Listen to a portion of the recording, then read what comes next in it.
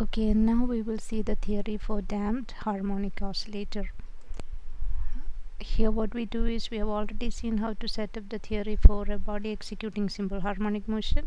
We have seen what is the effect of damping. So now we will incorporate the damping effect into a system which is executing a simple harmonic motion. So for that, the damping force is proportional to velocity. Velocity, I have written it as dx by dt, assuming that the displacement of the body which is oscillating, it takes place in the x direction. And we have already seen this proportionality constant is gamma with a negative symbol, and gamma is the damping coefficient. Now, in order to set up the equation, we can use a spring damper model. I found it very convenient.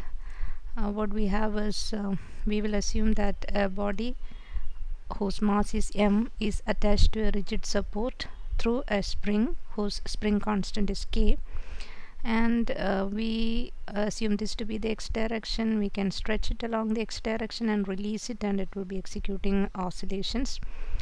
Then the oscillations are sustained because of the presence of the restraining force provided by the spring.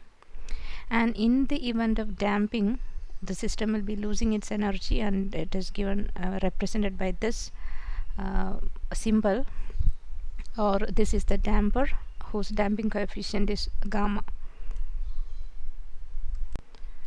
This illustrates the whole system. We have got the force acting on the system, which will be balanced by the force provided by the spring, which is the restraining force, and the damping force. So if you balance all the three, you can set up the equation corresponding to the damped harmonic oscillator.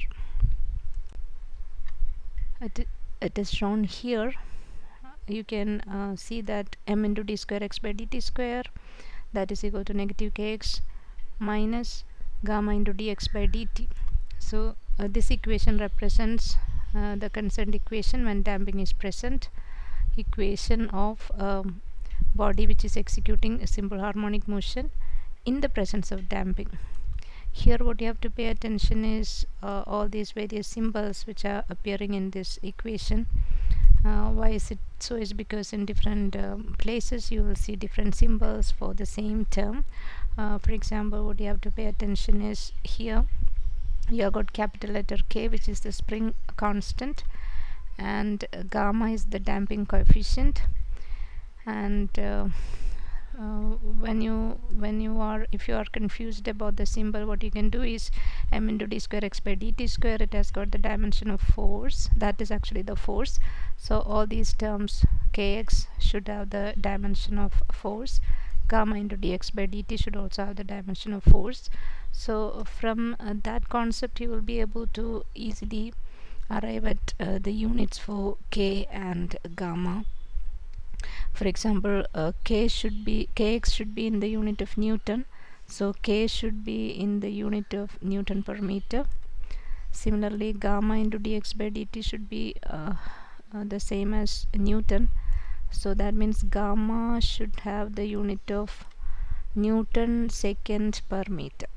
So if at different places, if you see different symbols, this can be used as a confirmation to see whether a particular symbol stands for damping coefficient or something else, because we have got different symbols like gamma, which is the damping coefficient, then we have got tau, which is the time constant of damping, then we have got also this small letter k, which is the damping constant, which is related to damping coefficient through this equation, gamma by m is equal to 2 into k, and then we have got this capital letter K also, which is the spring constant.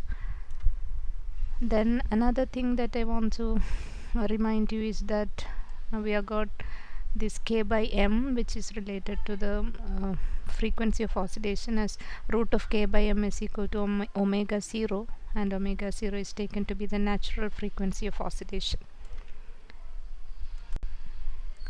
So finally, when we set up all these equations, we will get it like this: d square x by dt square. This is by rearranging those terms. We have divided the previous equation. all the terms in the previous equation was divided throughout by m, and we'll be getting d square x by dt square plus gamma by m into dx by dt plus k by m into x is equal to 0. And from the previous substitutions, we can, which I have shown you earlier, you can see gamma by m is replaced by 2 into small letter k, where k is the damping constant, gamma is the damping coefficient, capital letter K is the spring constant. Okay, and K by M is equal to omega 0 square, which omega 0 is the natural frequency. So this is the equation for damped harmonic oscillator, which means a body which is executing simple harmonic motion, but at the same time it will be experiencing damping. Now how does it look like? You can see from this picture, if in the absence of damping, this is how we represent the simple harmonic oscillation, simple harmonic motion. This is actually the graphical representation of displacement as a function of time, displacement along y-axis and time along x-axis, time or phase. So if damping is present, what is happening is that this dotted line, it represents how the amplitude is decreasing because of the presence of damping. And in addition to that, there will be oscillations also, because body is executing simple harmonic motion, so the periodic oscillations will be represented by this graph. So you can see that the amplitude keeps on decreasing because of the presence of damping.